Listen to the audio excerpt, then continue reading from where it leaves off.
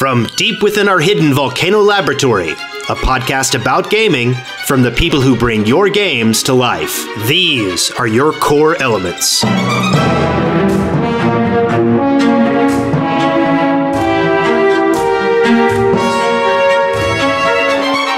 Core Elements, episode 72, recorded on February 25th, 2015. I am Wes Wilson, and unfortunately, I am not joined by Spencer Williams today. Huntsville is under the threat of an incoming snowstorm, and so schools are released and everything is going wrong. I actually don't even know where he is right now. But I am joined by Soren Johnson, currently the maker of Offworld Trading Company. If you would like to say hello. Hi, everybody. It's good to be here. And you have quite the gaming pedigree. I sometimes brag about this. I keep getting people on that have just these amazing backgrounds in gaming. And you have a pretty serious one. Where did you get your start? My first job was literally at Firaxis Games right out of college, working on Civ 3. So I got really lucky out of the gate. I did get a couple internships at EA because I went to school kind of just right down the road, I think that helped a lot in getting my first job because anytime you have some actual industry experience, it helps out. But I also like to think that I kind of had the perfect resume for Civ because I was a double major in computer science and history. So I think that kind of helped out. And how much did your history actually end up counting in the final product of your work? It's a good question. Yeah, I mean, I think that it would be a huge mistake to have someone design a Civ game who's not passionate about history. But at the same time, I'd say that over my 7 years at Firaxis, I became somewhat disillusioned is not the right word, but when I started working on Civ 3, I think I was a lot more passionate about putting real stuff in history in the game than I was by the end of Civ 4, when I became sort of aware of all of the tension and conflicts and issues with trying to balance sort of staying true to history while still making a game that's fun for the player. Yeah, there's that whole realism versus fun thing, and that does definitely come into play. So after with your work at Firaxis, what exactly did you do there? What element of the game did you work on? Civ 3, I started as basically gameplay and AI programmer. So I wrote probably the majority of the AI code, the majority of the gameplay code for Civ 3 and all of the AI code. And just kind of over the course of the project, I kind of started doing more and more design work until by the end, I was credited as being the co-designer with along with Jeff Briggs. He was sort of the one that kind of set sort of a lot of the initial sort of early bullet points for these are the specific things we want to do with Civ 3. Things like culture and resources and unique units and so on and so forth, and expanded to diplomacy. And then I was kind of the one who kind of got them to a finished state. So we kind of share the design role on that, and that worked out pretty well. And also because I was writing game code, they kind of had a lot of trust in me, so they were ready to say with Civ 4, we'll just let you start the project from scratch. So at the very beginning of the project, it was literally just me and Dorian Newcomb, who is also my art director here at Mohawk currently, and he and I were the very first people to start Civ 4, and we just sort of went from there. And then, so after you left Firaxis, you went to EA, correct? Mm-hmm. Yep. And you worked on Spore? Yep. Yeah, I was at EA for 4 years, and I went to join the Spore team.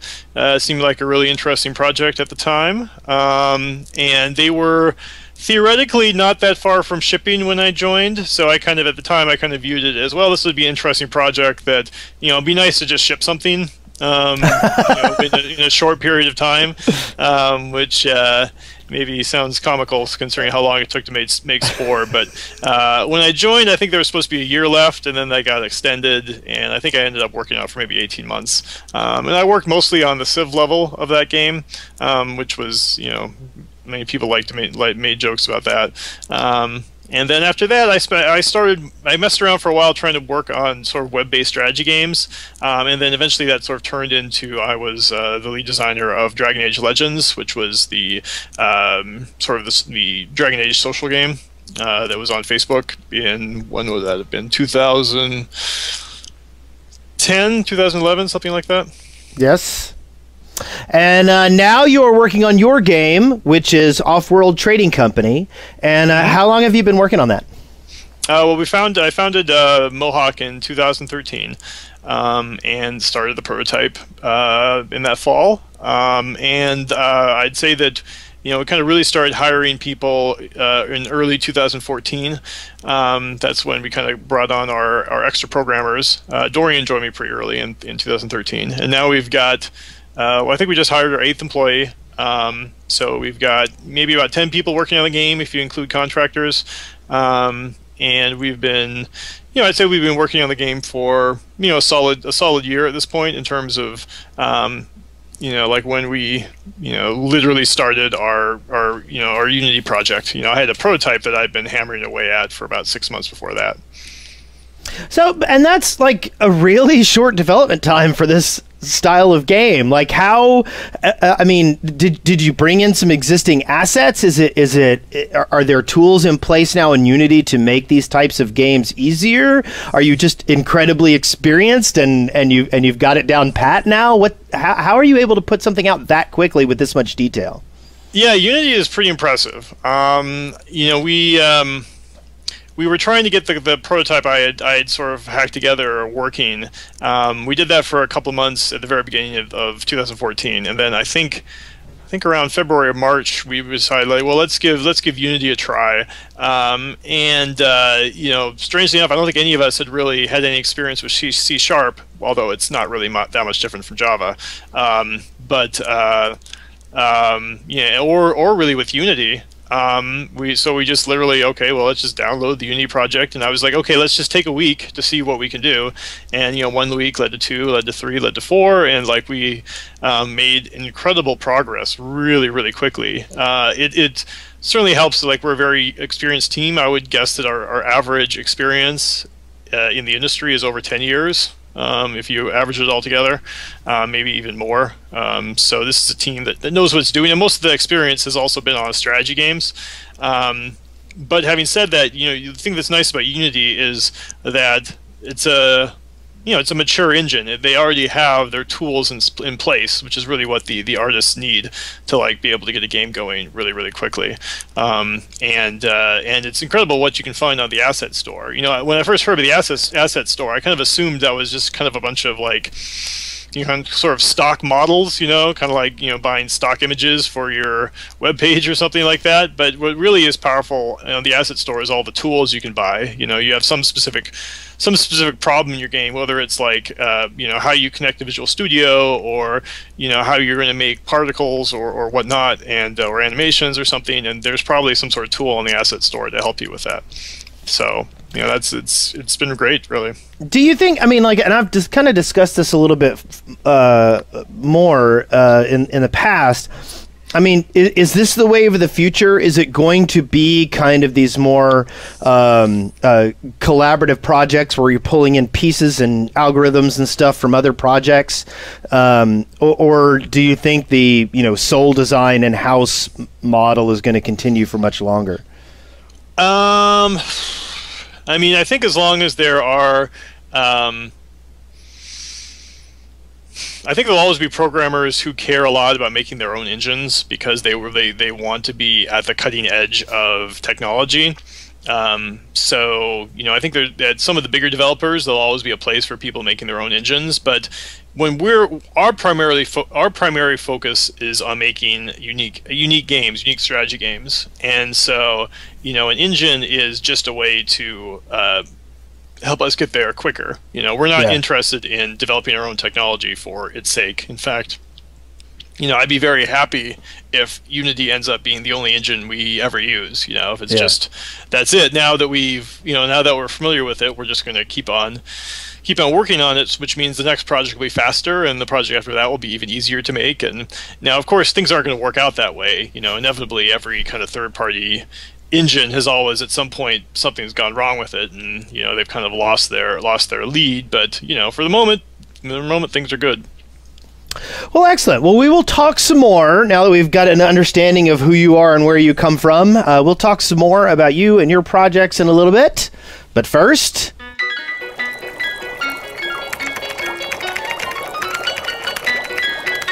Lab Notes. By the way, if you're enjoying the show, be sure to go by lootcrate.com/Wes Wilson and pick up a subscription to Loot Crate. At first, it might seem a little simple. I get some stuff sent to me, and I'm paying money for it. But at the same time, like, my kids love it. There is something about getting that box of random stuff every month, and some of the stuff is really cool. I've gotten, like, action figures, and I've gotten, like, weird little knickknacks. That are just kind of awesome. And then I've gotten t-shirts, I've gotten game codes, I have gotten all kinds of crazy things, and you can get them too. Go to lootcrate.com/Wes Wilson, sign up for Loot Crate, use the code SAVE3, you might even get $3 off on your purchase, and you will help support my work and this show. So go to lootcrate.com/Wes Wilson today. So my week's worth of gaming is actually kind of silly. I have, of course, still been hammering away at Guild Wars 2, mostly because it's my fallback game right now. It's like comfort food. It's like the snack that I'm eating while I watch TV. And I've been kind of falling back on it a lot, but at the same time, I hit it really hard the week before, so I've been kind of slowing down a little bit. And then another thing is I've been doing kind of some job hunt stuff this week, but my main focus this week has actually been, of all things, Ingress. I have gotten some of my friends, for those who are my fans of my previous shows, I've gotten Eric Fullerton and Caleb Thurman and a couple of other people, and Spencer involved in Ingress, and so I started diving back into it. Unfortunately, and this might sound funny, but the guy that's in my neighborhood on the opposing team is a delivery driver. And so what happens is he's out in his car all day long, and then his free time is spent playing Ingress. So I essentially have this 24/7 opponent, and I am trying to work and be a family man, and I can't keep up.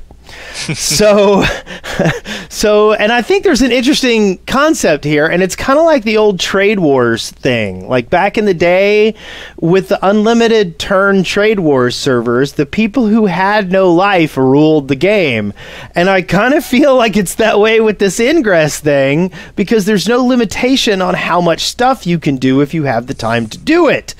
And but at the same time, I'm a little resentful as a grown man that I can't play the game on a rational level because I have children and a life.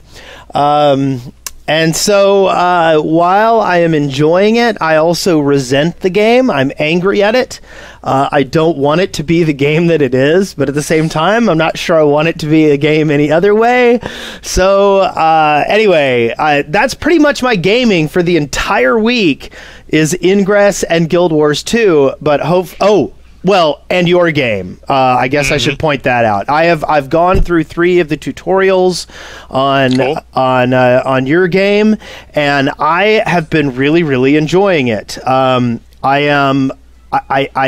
There is a timing element that I don't get yet.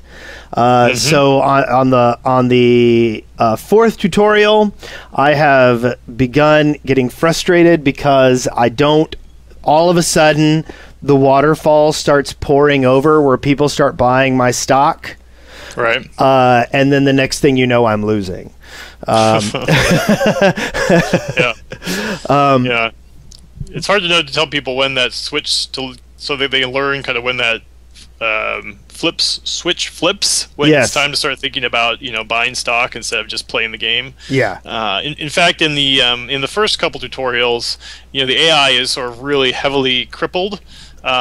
So it's kind of hard to even lose the first tutorial, at least the first one where you play an AI opponent. But but I actually have like a thing in the code where just for that first tutorial, it basically cheats the AI some money just so they can buy your stock for the first or second time, just essentially to goose the player into like realizing that that's what they need to focus on. Yeah. Right. Because when they buy stock and you get this big message on the board, blah blah blah has bought your stock, and that immediately gives people like this sense of fear, right? It's sort of what they should be feeling. Yeah. So it's like, I want to make you afraid, but then also make it fairly easy for you to actually go ahead and buy out the AI. Yeah. But yeah, by the time you get to the fourth and fifth tutorials, then yeah, you're gonna have to make sure you know the game well enough that you're gonna be able to buy the stock faster than the AI can. And actually, now that I think about it, we didn't really dig into the concept of your newest game very much. So let me tell the audience essentially what's going on with Offworld Trading Company. It's an RTS, but it's an economic RTS. There's no troops. There's no battle. I mean, there's some sabotage. But other than that, the goal is to build up your company, to be profitable, and to buy out your opponents. Right. But like what I noticed, which was really funny, is I actually started plotting it. Like I started getting to where I'm like, okay, no matter what's going on in the game, pay attention to the stock. Okay, buy a piece of stock every once in a while just to own it, Right. And then, but like, oh my gosh, like I was so surprised all of a sudden, like I had bought 5 pieces of the opponent's stock, and next thing you know, he bought me out for 3 trillion or something like that. And I just was like, no. Yeah, it can be kind of a surprise. We have a hard time balancing that out so that at least in tutorials, what can happen is like the AI can kind of like work itself into a situation where it's making a lot of money on one specific product, and then that means that bang, every kind of like 4 or 5 seconds they're gonna be buying up a share of your stock, and like the end comes a little too fast. Yeah. I kind of would prefer if I need to maybe spend some time to kind of like, at least in the tutorials, make sure that the AI gives at least like maybe 30 seconds between each one of those buys. But in the real game, that is absolutely something that's going to happen, and that's not something we're going to be turning off. That's just that's part of the off-world experience.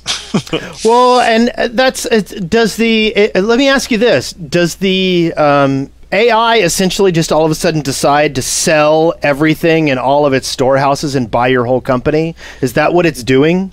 Well, what it will do is it will basically look at your stock price and then look at how much resources it has, and it'll ask itself, okay, if I sell all my resources, will I have enough money if I make a run on this player to finish it? Yeah. Right? And if it doesn't, then it's going to play a little more conservative game where it's just like every time it has enough money, it'll buy a share of stock, and that might happen every minute or so. Yeah. Which is the more leisurely place. But if it ever gets in a situation where they have kind of this big windfall, which can happen after maybe it launches a couple of rockets off world, then it sees like, oh, I'm in a place to lower the hammer essentially, so I'm going to start making my run on this player, and not the human necessarily. It doesn't pay any attention to whether it's a human or it's another AI opponent. It just sees this is a player that's vulnerable, I'm going to go for it. Okay.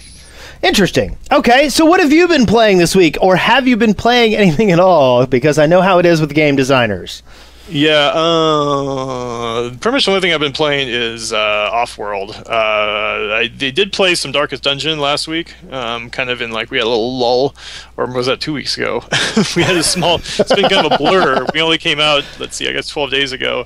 So I had a little bit of a lull before the release when it was like, kind of like, okay, don't check in any code. So I spent some time playing Darkest Dungeon, and I really like that game. It's a fun game. What is it about it that really got you? I saw their demos at PAX, and I kind of wanted to check them out, but I was 50-50 on some of the reception. What is it about it that you really enjoy about that game? Well, so it's funny because what you usually hear about is the stress stuff. That's kind of like their big, bullet point feature.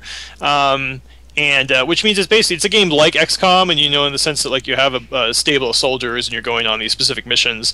But in XCOM, basically, it's like your guys either die or sometimes they're injured and they're out of action. But it's not like that's not necessarily something you're constantly managing. Whereas this game really kind of dials that up. So like, it's pretty common that when you come out of a dungeon, most of your guys are stressed out, so they're going to have to, either go on leave, or you're going to have to make a decision about like, oh, this guy only is maybe 30% stressed, so maybe I'll send him back. So you're kind of constantly having to make that choice, which is interesting. But the reason I play it is I just straight up think that the tactical combat system they've come up is really, really good. Especially the sort of the positional system, where there's sort of like 4 slots on your side and then 4 slots on the enemy side, and each of the special abilities kind of like, they're not just abilities you can use wherever they are. They're abilities that you can use only if you're in the 2nd slot or the 4th slot or the 1st slot, and they only target monsters which are in the 2nd or the 4th or the 3rd or the 2nd and the 3rd or whatever, which is basically a really interesting set of constraints. Yeah. Right. A lot of these tactical games, they kind of like go back to essentially wizardry and Bard's Tale, and like oftentimes they're just, they just essentially are not that interesting enough. You kind of just always aim at the creature that either you're going to be able to kill or is your biggest threat or whatnot. Whereas this puts, there's a lot of interesting twists. Like for example, there's the Highwayman, who, if he's in the 1st slot, has this really powerful skill called Point Blank, right, where he hits the monster in the 1st slot. It's a very strong attack against that, but it also pushes him back to the 2nd slot. So if you use it, you're not going to be able to use it next time. Yeah. Right? So that's, I don't know. It's just I've really been enjoying that combat system. That's cool. That's the best assessment of it that I've heard so far. Like mostly, you're right. Mostly people focus on the brutality of it, not on like the strategy of it. Right. It's been rare for me to pick up like more turn-based strategy stuff, so I might have to talk. I actually have been in communication with them too. I should touch base with them again, and maybe I'll get them on the show. That's not a bad idea. Yeah, no, it's a good game. Is there anything you're looking forward to coming out soon? Boy, I'm hardly even thinking in those type of terms. I have Sun of the Sea on my machine now, which I'm hoping to play before I get to GDC. Yeah. So that's the next thing up for me. Okay, well, excellent. We will move on then.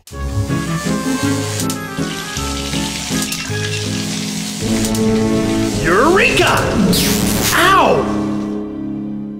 So this week in the news, it's been kind of a weird week, but I did find some really interesting articles. The first one was on Kotaku, and it's from Anthony Birch, of all people. For those who aren't familiar, he's a part of the team that does Hey Ash, What You Playin'?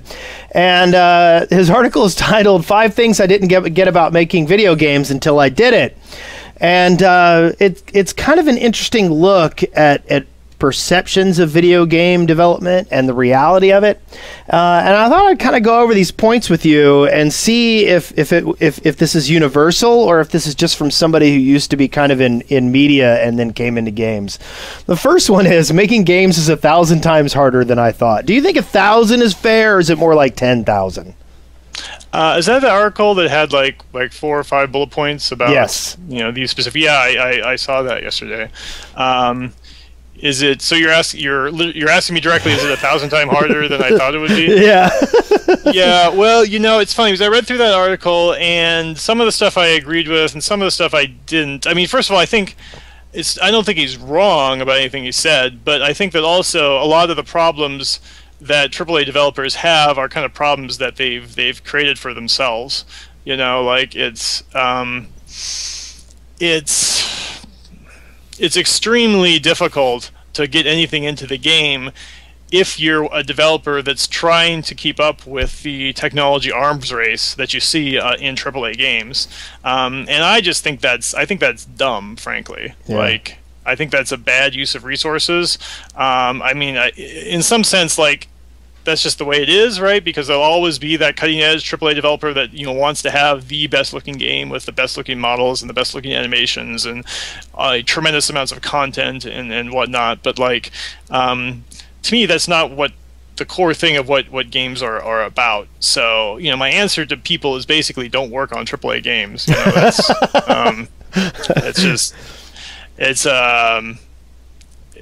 I don't know why people do it, honestly. I mean, they do it because their AAA games are incredible. I mean, when they do when a team does pull it off, it's a remarkable feat. It'll be far greater a feat than anything we'll ever do at Mohawk because we have the advantage of being a small studio.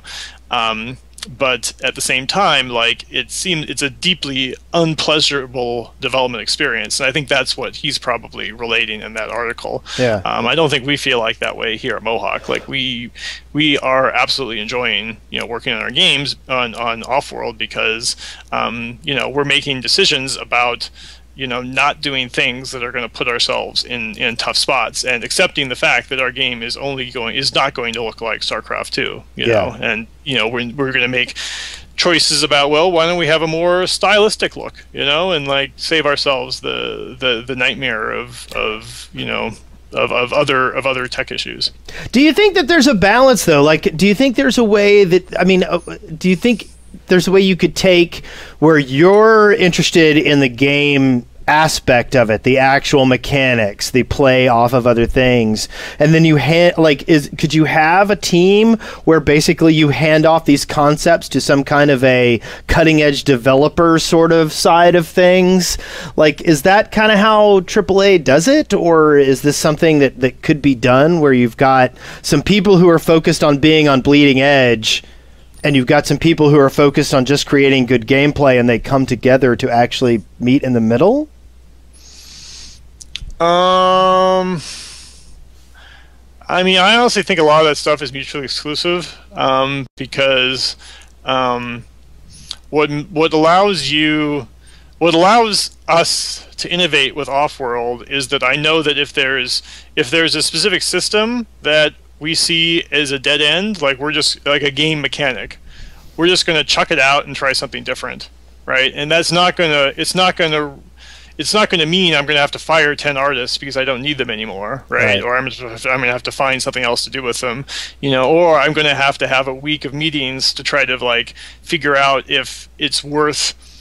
If I, let's say I want to change direction, like right now, if it's just me and maybe there's one other guy who's working on this system that I'm working on, like, I might make a change, which means that our UI programmer and our UI artists are going to have to spend a week maybe doing something different on the UI, but it's not going to mean that, while I'm making this change, there's, a team of 20 artists that is not going to have anything to do, or might have their work thrown away, or so on and so forth. And because you have that danger, so that means, okay, now we're going to have a week of meetings to do a, cost-benefit analysis, and like, and at that point, like, the fact that you're even talking about cost-benefit, like for us, it's, we try to get ourselves in a situation where we only think about benefit, right? We only want to worry about what's going to make the best game. So I don't want to be in a position where we would ever be tempted to not make that choice, if that makes sense. Yeah, no, it does. One of the other points that he brought up in the article, which I thought was kind of interesting, his fourth and fifth points were game devs actually read a lot of the critical writing on their work. And then the last thing was, if you think something sucks, that's not really news to the dev team. And his point was, a lot of people, think that the dev team didn't understand that they were making something crappy. And he says sometimes they do know that they have weaknesses in what they're doing. Do you feel that that's kind of a good look at what's going on with dev teams and how their vision and the final product sometimes don't always match up? I think generally speaking, they know the quality of the product that they're working on, but sometimes they don't know though. And it's I think the real trick is just finding a way to get feedback from the audience that you're actually looking for. Like for example, with Offworld, the reception for the game has been really very, very positive. But there is a specific group of players who don't seem to like the game all that much. They find it perhaps a little too simple or too short. And I think most of the players definitely do not think of the game as being too simple, because it feels like a board game, which is a game that has a lot of complexity but doesn't, or it has a lot of depth but doesn't necessarily have a lot of parts, right? It's not built on complexity. But when you drill down on these people, these specific group of people that have a negative reaction to Offworld, what you're usually seeing is these are people who are coming from games like the Anno series or the Paradox games, or they're people who are looking for big sprawling simulations, and they are kind of expecting Offworld to be this like long scale business simulation, right, where you're going to sit down, you're going to play this big meaty epic 10-hour game about building this colony and this business on Mars, right? And that could be a great game, but that's not the game that we're making, right? So when you're so in some sense, like, that their criticism is not necessarily something that I'm worried about, because that's not the type of game that we're making. I kind of feel bad that they bought the game, because I definitely want people to know what game we're making, and sell to the people who want to play that specific type of game. Right. So I think the real trick as a developer is finding a way to get the audience that really wants the potentially best version of your game, and then finding out what they think about it. Yeah. And I think a lot of the time that doesn't happen before a game comes out. Yeah. A lot of games, especially ones that don't get playable until near the end, do kind of happen in a vacuum. That's why I really pushed our team to get our game to early access as quickly as possible. I actually wanted to go up in early access like around 6 months ago, when the game was really not looking very good, but was really fully playable. And I'm glad we didn't, because I think my experience now with early access is that people do really kind of want a polished game, even though they know that it's an early access game. They kind of like want it to be, as complete and polished as possible. But still, like. What was I trying to say? But still, I think it's. I'm glad that we have it out there now, where we still have a year of development left on the game. Yeah. So we can make some major changes if we need to. Right. There's a lot of games that really are not playable until a couple months before they ship. Yeah. And I don't know how they pull it off. Right? They'll never really have a good sense about how fun their game is until they ship. And, as for whether they know that there's major problems with it, I think generally. Generally they do. Well, and they know it's possible, right? Yeah. And one of the other points that he brings up is that a lot of times the resources have been allocated differently. Yeah, they could have put a lot more resources towards the ending, but they preferred to put the resources here, and sometimes you're dealing with a finite amount of things. So the second thing I have here is that last week I mentioned that Rock Band had put out some new DLC. Well, it appears that they've also announced they're working on a new title, and Guitar Hero has decided that Activision is going to release a more realistic version for modern consoles. So it looks like new Rock Band and Guitar Hero stuff and peripherals is happening. Is this surprising to you, as it was that this idea would be alien to my friend Spencer, who was talking about it last week? That doesn't sound too surprising to me. I think I think the Guitar Hero craze was kind of it was two things. One was it was a legitimately great game, right? It was a great innovation. Like at the time, like it blew us away, right? I mean, it was just an incredible product, but then at the same time, as is inevitable with a lot of game development, is when you have a huge success like that, the companies behind it tend to get pushed by their publishers to kind of drive it into the ground. Right? Yeah. As long as people are buying it, they're going to keep making those games, right? I mean, I always feel fortunate that at Firaxis there was never an order that it was like, okay, there's going to be a new Civ game every year. Get used to it, right? Unfortunately, Firaxis has always taken the sort of the long view with that, which is good. Gandhi 2015. Yep, exactly. But having said that, like. What I started with, like, it's a legitimately great game, right? Yeah. Like there's nothing wrong with the core, and right now, like, if you wanted to play a Rock Band Guitar Hero type game, that means you're getting out some very old hardware. Yeah. And heck, there's kids today who are probably, I guess, of the ages of 8 or 9 who were too young to play when the first game came out, and like the game would essentially be new for them, right? Yep. So I mean, there should always be music games. It's just a question of like what's the right, time between when you make something, when you make a new product. And it seems, a couple, what are we, a year or two into the new consoles now? It seems definitely the right time for it. Yep. Talking about re-releasing thing, Gearbox has released Homeworld Remastered. And for those who don't know what Homeworld is, it's an old school RTS that really kind of broke a lot of ground. First off, it was 3D. It was done in space, and the story in it was really kind of unparalleled at the time as well. I only dabbled in it a little bit, but evidently the reviews so far have been pretty excellent, and I might have to pick it up. I might have to try it out now and see how it's going. Were you a Homeworld fan? Well, I mean, I know it's got a lot of fans, but since I generally really dislike people shoehorning story into strategy games, and I also kind of really dislike dealing with 3D inside of strategy games, it kind of was not perhaps the absolute best game for my tastes. Yeah. But I know there's a lot of people that really love Homeworld, so I hope it does well, and I hope it's a good version for them. Yeah. So the next things I've got here, first off, there's a really humorous video out there. Basically, what it boils down to is someone took the ending scenes of Super Smash Brothers battles where your opponents are clapping, and they added realistic clapping sounds. And it is the strangest thing that will make you laugh out loud that I've experienced this week. Next was, I had talked about Elite Dangerous last week and how it was a mile wide and an inch deep, but it still thought it was a beautiful game. And so someone basically made an article on Kotaku talking about the art of the game and took some screenshots and shows exactly how beautiful Elite Dangerous can be. And I definitely recommend checking that out.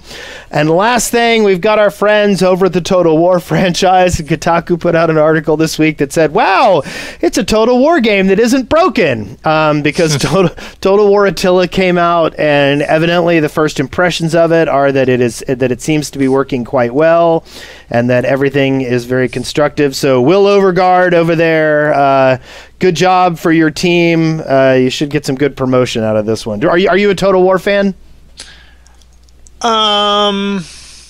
I've always had a bit of an issue with like the game that's kind of split between the tactical and the strategic. Yeah. I kind of usually prefer to have games focused on one or the other of the areas. But they seem like pretty good games in general. I mean, I just have generally never put the time into it that I probably should. Okay, well, we will move on, and we'll talk a little bit more about what you're doing. Inspiration. So when you were putting together the ideas for Offworld Trading Company, what kind of thought processes did you have when you were first like saying this is the kind of game I want to do? Well,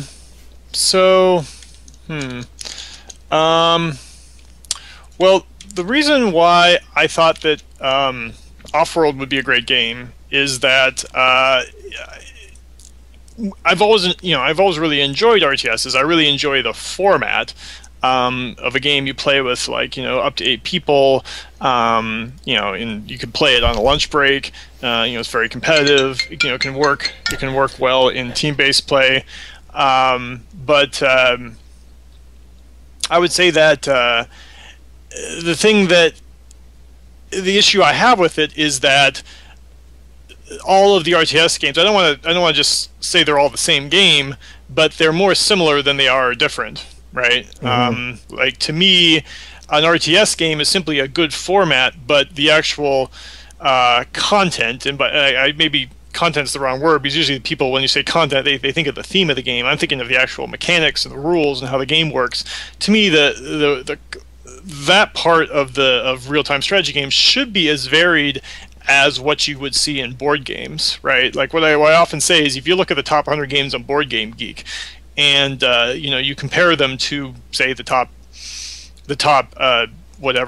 RTS games, the amount of variety you'll see in board games is just going to be ridiculous compared to what you see in RTS games, right? Yeah. So I want to start exploring that and trying to make some RTS games that are, really very, very different. So I thought there was room there, and then I was excited about using economics because having a free market mechanic is a really great system for adding replayability to the game, right? So in Offworld, there's 13 resources, and they each kind of have a different purpose or use in the game.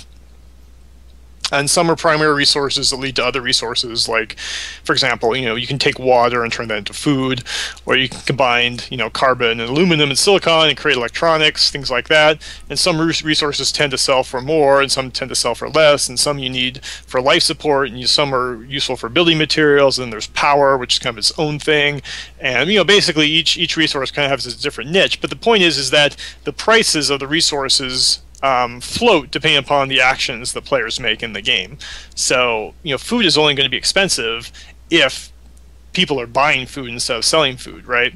And what that means is every game you're going to potentially see a very, very different marketplace, because it's simply based off of what players are doing. So if they play 5 or 6 games in a row, and electronics is really, really expensive, people will start thinking, well, that's the key, that's the best resource, I need to focus all my efforts to get electronics. And then what's going to happen is too many people are going to overproduce electronics, and you're going to crash the market. And the one player who didn't make electronics is the one who's probably going to end up winning the game, right? So it's kind of like this cool self-balancing system. So that was what kind of excited me about it. And when you thought about it, was it primarily like the multiplayer aspect that you thought about? Was it the whole, like, okay, so if we're playing this game over and over again, we're going to learn what the other people are going to do, and we're going to start making attempts to capitalize on that? Was that kind of what you were thinking? Well, having it work in multiplayer was great only in the sense that we would be able to play full games early on in development, because we wouldn't need an AI there to tell whether the game works or not. So, like, that's really the nice thing about making a multiplayer real-time game, is that you can test out the gameplay ideas immediately. As soon as they're implemented, you can try them out to see if they're fun or not. But I was definitely also thinking about the AI and single player throughout this time. I would try to stay away from any sort of game mechanic that I thought that the AI was not going to be able to handle. That's a constraint that I always think about. So even though it's a RTS, which is kind of like, multiplayer is what usually gets the sort of the big what you see a lot in the media. In fact, with RTS games, usually the vast majority of your players are only really ever going to play it in single player. Yeah. So, we're very aware of that, and I'm putting a lot of effort into the AI, and we have a dynamic single player campaign that is supposed to provide sort of an epic multi-hour experience, and that part still needs a lot of work, but it's in there, it's functioning, and we're actively looking for feedback on that during the early access process. Well, and that's something else I was curious about. When you're designing AI for to make these logistical decisions about economic issues, do you have to? I mean, what kind of decisions do you make to dumb your AI down? Like, I mean, because you have to. You can. I mean, obviously, a computer is going to be able to come up with vast, expansive economic decisions faster than a human being within this limited scope. Like, what kind of things do you do to make your computer to make your AI behave more like a human being? Yeah, so that can be an issue. Like kind of like what we were talking about earlier, where like sometimes you can feel like the AI feels a bit like the Terminator when it comes after you to start buying your stock. It's just like bang, bang, bang, bang. So, even if the AI can technically do something under the rules of the game, sometimes we'll put in, little pauses so that, it won't kind of like, feel like you've got this AI algorithm bearing down on you. And then other times the reactions can just be so fast. Like early on, when I was doing my AI code, I was just building buildings as quickly as possible. So what you would see is a colony founded, and you'd immediately see 4 buildings like pop out of the colony to like 4 different locations, because of course like the AI is not constrained by an actual mouse or keyboard in terms of how fast it can click, right? So that just felt weird. So we put in some pauses and timers so that the AI would only build buildings over. It would kind of space them out more, give it a more natural feel. But at the same time, like, it's hard to write AI, so like our first priority is trying to make an AI that plays well, because that's hard enough in and of itself. Yeah. And you've got some excellent board games on the shelf behind you, along with your computer games.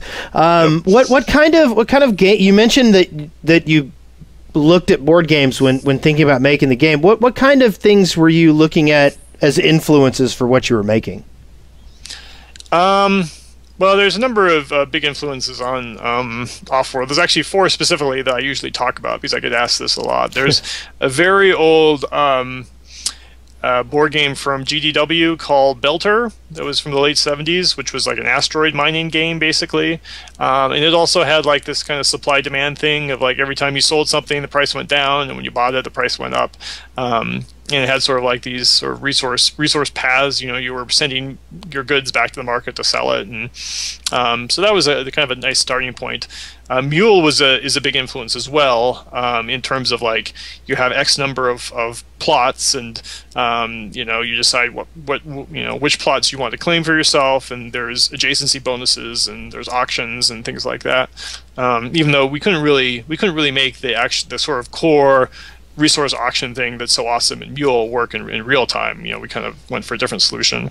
In fact, we went for something that kind of comes directly from Age of Kings, or generally the Age of Empires games. They have this market building that if you click on it, like you'll be able to sell wood or food or stone at any time in the game, and every time you buy it, the price goes up, and every time you sell it, the price goes down. It's basically exactly like it works in Offworld, and we basically zoomed into just that part of the game and expanded it out to a full game. You know, I mean, they only had 3 resources, and they had a whole lot of other stuff in their game, so you know, it's not enough to supply a whole game. But we figured, well, if we really expand it out, you have a whole bunch of resources, and you also, the 4th influence is the resource tree in the Railroad Tycoon games. You know, if you have an interesting resource tree where one thing leads to another, you know, that leads to kind of a very interesting situation. So those are kind of like the core influences on Offworld. Well, what's your, like, do you have like a long-term goal for the franchise? Like, are you thinking about what you can do already in the next step with the game? Or are you just solely focused right now on this level of production? Not so much, really. You know, maybe that makes me a bad CEO. I'm not sure. But you know, this is our first game, and you know, it's doing well. It's selling very well. We're still in the top 25 on Steam after, you know, about 2 weeks of release, and then we're getting a lot of positive response. And you know, and we just want to make sure this, if this game goes well, then everything else is going to kind of take care of itself. Yeah. So you know, we don't have a long, complicated DLC expansion pack strategy, and you know, we don't have a multi-platform strategy. We just have the vague concept that if the game does well, then we'll probably do other stuff with it, right? Yeah. So, yeah. And it's go ahead. And that's another thing. Does the Unity platform, like, is that like gracious to you for the idea of porting it elsewhere? Like, are you sure? That was definitely a consideration. Like, we knew that if we want to, you know, we could make an Xbox version, we could make an iPad version, we could make all sorts of versions. We could make it for the Vita. Yeah. I don't know how that would work, but I guess it's possible. I think that's possible, isn't it? I'm not even sure, like, all the different platforms that are available through Unity. I just know that there's a lot. Well, and that's another interesting idea. How would you shape input on a? I mean, would you start with the Wii U and go with a touch screen? I mean, where would you begin to even take an RTS onto? It's funny, I literally have not thought of that. We actually just bought a Wii U last week at home because our old Wii broke, and so I figured I might as well get the new one. Yeah. And it's a pretty interesting device, and I haven't thought about it, but I've already thought through how I think this game could work on a console, because, you know, you're not controlling units, right? You don't have that issue, which is usually the problem with consoles RTSs. And at the same time, it also could probably work on a tablet because, again, you don't have units. You're just making these high-level macro decisions. Yeah. I heard someone today was on a video was reviewing the game and described it as a macro RTS, which I was glad to hear, you know. But if you think about it, the Wii U is kind of this awesome combination of both a console and a tablet, where you could, you know, be watching stuff on the screen, and then on your tablet you could have just you could have the market, right? Yeah. And I don't know. I mean, it might be terrible because you'd be constantly looking back and forth. Anyway, whatever. I mean, it just seems like it'd be interesting. There'd probably be some cool ways to make those different things fit together. Yeah. At the same time, I think the audience of the Wii U may be not exactly the audience for Offworld, but who knows? It'd be an interesting thing to think about. Yeah. So have you pondered if you're gonna make a board game of your product? Well, yeah, a lot of people describe this game as it's like a video game, like it's a video game board game, and so I'm sure there's some ways to make it work, but we really are taking advantage of the fact that it's a computer, right? Yeah. Sure. Well, okay, so we'll go ahead and wind things up, but Soren, I really appreciate you coming on the show. I'm sad that Spencer couldn't be here. I'm sure he would have had a lot more intelligent questions than I did, because he has been a fan of your work for quite a while. So for those who have been enjoying the show and have been enjoying listening to Soren, if you would like to, Soren has brought some game codes for Offworld Trading Company, and you can get a copy for yourself. Just go to the website, coreelementshow.com. Toss us an email. Let us know what you like about the show, what you're interested in hearing. Ask us a question. Do anything and mention that you're interested in Offworld Trading Company key, and I will choose 3 and we'll get those out to you. And Soren, I really appreciate you coming on. I know you've got a very busy schedule right now, and good luck with all that's coming up with you. Is there anything else that you want to pimp that's coming up in the near future? I think that's it. Okay. Well, have a great day, and everyone enjoy your week.